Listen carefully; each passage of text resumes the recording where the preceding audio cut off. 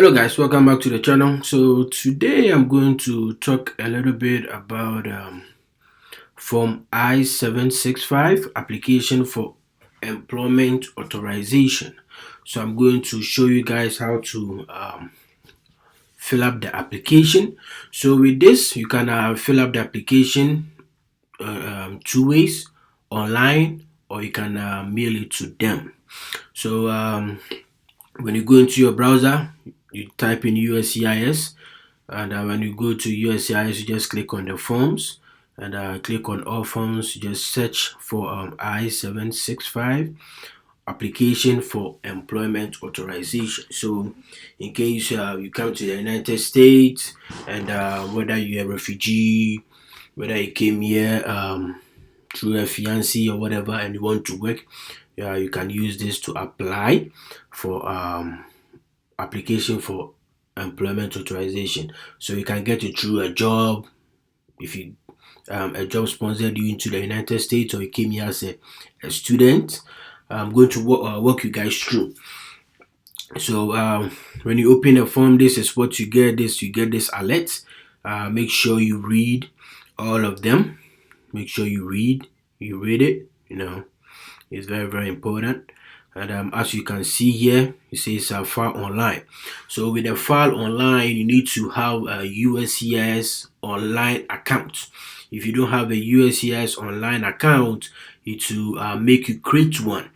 That's where you'll be able to file it online. So filing it online is much more faster and safer than mailing it to them, because when you file it online, your application won't get missing. It gets to them straight away, compared to mailing it to them. Because when you mail it to them, the possibility of your documents getting missing or getting delayed is very high. But hey, there are some documents you have no other choice. But if you're filing a document and it says file online, just go ahead with that. So if you want to file it through the mail, all that you do is you click on the form, and it will download it onto your computer, or however you have set your computer for. And also it says instructions for Form I-765. Make sure you read them, because it's very helpful. So it says the edition date. So this is the edition date. So that's the current date. So every form that you fill, you make sure the date is updated. So this is what USCIS will accept. So if you are using, if you are filing a document that is not updated, the USCIS will just bring it back to you. And I see it's where to file it. So when you click on the location, to give you the location, and it's a filing fee. So that's the filing fee. That's the application fee. That's $410, and that's a biometric fee. So you add it to it. So to give you $495. So in all, the filing fee will be $495, including the biometric fee. Yeah. So this is how it is. So we just go through here. So without wasting my time, let's jump into it. So you just click on the forms, and it will just open up for you. So there you go. So it's just 7 pages. So this side, you don't need to touch it. That does not belongs to you. It belongs to USCIS. So we don't have to worry ourselves about this part. And it says, as you can see, it says start here. So below, that's where you start from. And it says part 1, reason for applying. I'm applying for, so you need to select one. It says initial permission to accept employment, replacement of lost, stolen, or damaged employment authorization document, or correction of any employment authorization document not due to U.S. Citizenship and Immigration Services USCIS error. Note: replacement correction of an employment authorization document due to USCIS error does not require a new Form I-764 and filing fee. Refer to replacement for card error in what it is. So if you are, for one or two reasons, there was an error from USCIS, you don't have to file for any there is no fee, so you just look at the back of the replacement card, and they'll show you what to do. And it says a renewal of my permission to accept employment. Attach a copy of your previous employment authorization document. So you need to select one of them. So I'll go with this one. It says initial permission to accept employment. So if you're a new person, so just click on initial. So if you renewing it, you just click on renewal. And it says your full name. So you just put in your family name. Put in your family name over there, and then your given name. That's your first name. And if you have a middle name, you put it over there. And if you have other name, just put it over here. But if this is the legal name that you have used since birth, then you just leave this place blank. You just write NA over there. Just NA. So just NA all true. Just don't leave it blank. NA all true. So if you don't have any middle name over there, just NA. And part 2, information about you, the continuation. And it says your US mailing address. So your address, you just put in your address over there. And if you live in an apartment, you put in your apartment number. If you don't live in an apartment, you just leave this pen blank. If you live in an apartment, you click it. When you print out the forms, then you put in your apartment number, or your street, or your floor. And the town, you put in the town that you live in, and the city, the state. So the state that you are in, you put in the state, and the code, the zip code. So the zip code that you are, the state that you are in, the zip code, you put it over there. It says, is your current mailing address the same as your physical address? So if yes, I just click on yes. If no, you click on no.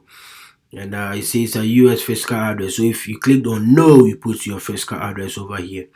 And it says other information, alien registration number. So if you have alien registration number, that's on your green card. If you have a green card, you just put it over there. And or sometimes you get it on your I-764 or 7. Yeah, so there is, when you file it, then we see that they give to you, get alien registration number over there. So if you have it, you put it. If you don't have it, don't worry yourself about it. If you have a USCIS online account, you put it over there. If you don't have it, you don't worry yourself about it. They are not going to penalize you for these two things. So you say gender. If you're a male, you put it there. If you're a female, you put it there. And marital status, single, married, divorced, widowed, wherever you find yourself, which category, put it over there. It says, have you previously filed for I-765? So with this question, you make sure you don't lie to them. If you have filed it before, you just put in yes. If you have not filed it before, you put in no. Has the Social Security Administration ever officially issued a Social Security card to you? So in America, you can't work without Social Security. You need to have a Social Security before you can work. So they need to know if the Social Security has issued you a card. So if they have issued you a card, you click on yes. If they have not, you click on no. So we just click on no. And it says note. If you answered no to item 13A, skip to item 14. If you answered yes to item 13A, provide the information requested in item number 13B. So 13. So it's 13B. You need to provide your Social Security number if you already have one. So you just put in your Social Security number. And it says, do you want the SSA to issue you a Social Security card? You must also answer yes to item 15. So if you want them to issue you the card, you click on yes. So assuming they have not issued you a card, you click on yes, so they will issue you a card. So if you answered yes, so but if they have already issued you a card, you just click on no. And it says content for disclosure. I authorize disclosure of information, blah blah blah. You just read them, and it says SSN is your card for the purpose of assigning me a social and issuing me. So you click on yes, and it's your father's name. So your father's name, you put in your father's name, you put in your mother's name, and it says your country or countries of naturalization, citizenship or naturalization. So the country that you're citizen of. So if you are a dual citizen, you just put it over there. So right now, just put in the country of citizen, put it right there. So if you have multiple, you just put it over there. But if not, you just put in what you are a citizen of. And it says part two, information about you. That's a continuation. It says place of birth, so the country, the place that you are born, the city or town. So the city, and it says the state or the province. So if it says country, you put in your country, and it says date of birth. So your date that you are born, you put it over there. You put in the date that you are born. And it says information about your last arrival in the United States. So from I-95 arrival departure record number. So if you don't know how to get this, I've made a video about it. So you can just go into my channel, Swat&Vee Immigration channel, and search for I-94.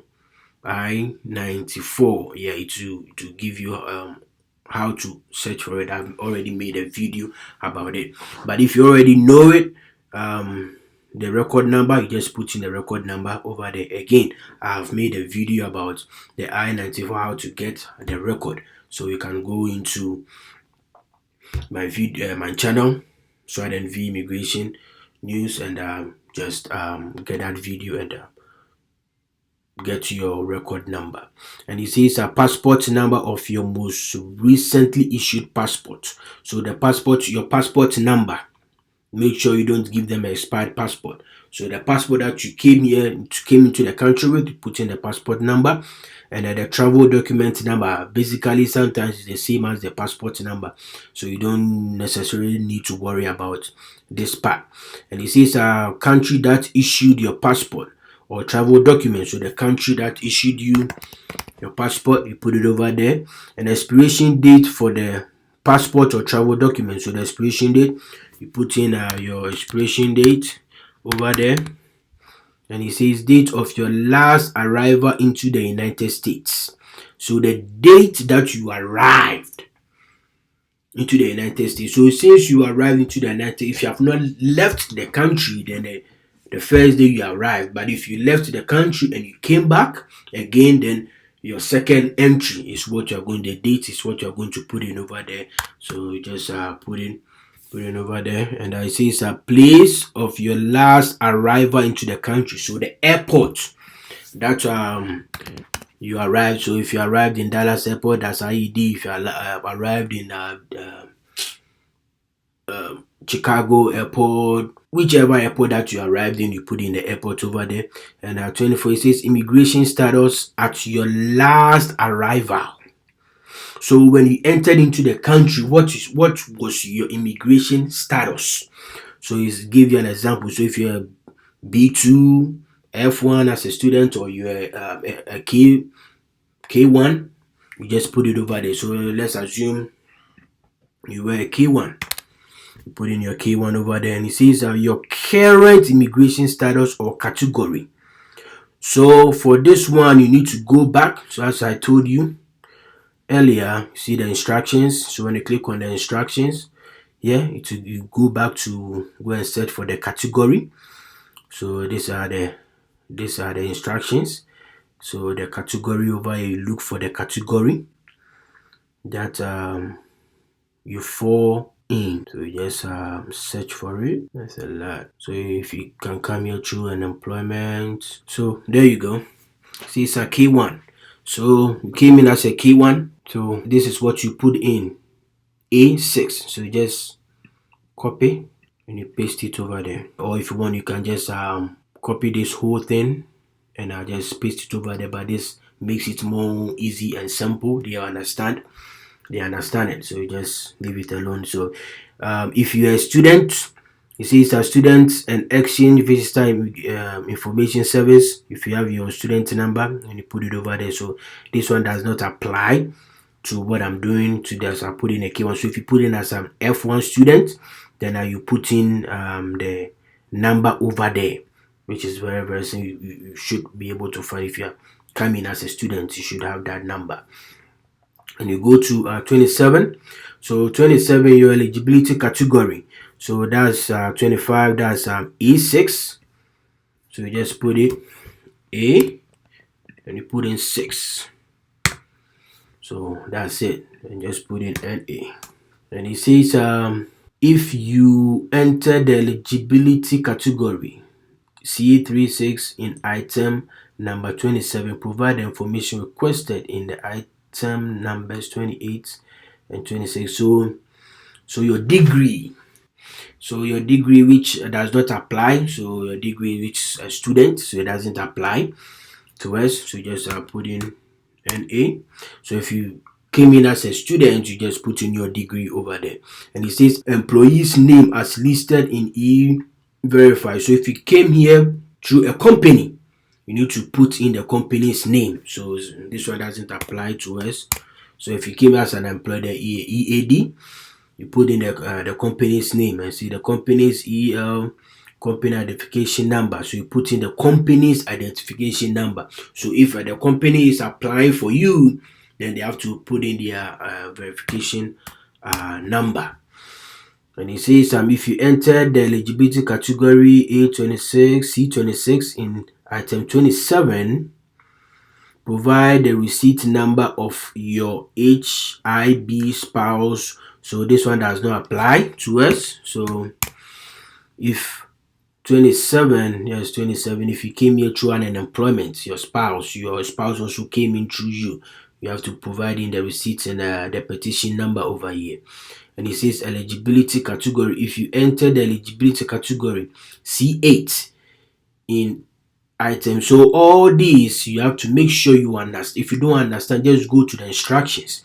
So it says C8. So C8, let's look for C8. So let me roll up and look for C8 for you guys. So C8. Okay. So that's C8. That's C8. So pending asylum and withdrawing and withholding of renewal applicants, an applicant for pending asylum under the ABC. So this is what it entails, and also asylum application C8. You see right there. So you just go according to it. It says, have you ever been arrested? And you click no if you have never been arrested. And also here it says C26. C26, just go scroll all down, look for C26. It will give you an understanding of the category they are talking about. And also this part, it says C35. So this is not this does not apply to me, so I just put in NA. So if C35, C36, that's your category, you just put in the receipt number over here. And it says if you enter the eligibility category C5, it says have you been arrested? Click on no. So you make sure the instructions will help you to understand which category you fall in. So it says if you answered yes to the item 31B, refer to employment based and non-immigrant category. So if you came here through an employment, through a company, then you have to make sure that you read the instructions. Make sure you go to the column, the category that gives you the exact category number. That will give you more understanding of what you are doing. So it says part 3, the applicant's statement. So the applicant statement says I can read and understand. So you just click on it and you scroll all the way down. Phone number, you put in your phone number, your daytime telephone number, your mobile, and your email address. And it says select this box if you are a Salvadorian or Guatemalan national eligibility for benefits. So if you come from this as Salvador or Guatemala. You just click on it. So if this doesn't apply to you, just leave it as it is. And when you print it out, you just put in your signature and you sign. So if somebody prepared, if you had an interpreter, the interpreter will put in their information. But if we didn't get any interpreter, you just leave it blank. You just put in NA. And also, if someone prepared the forms for you, maybe an attorney or something, they also need to put in their information. But if nobody prepared it for you, just put in NA.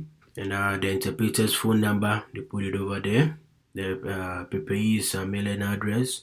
The interpreter needs, so the language that you speak, the interpreter also interpreted into for you. So if you don't understand English, the interpreter may be Ghana, Spanish, whatever. The interpreter translated the English into for you to understand. You just put it right there, and the interpreter will sign and date.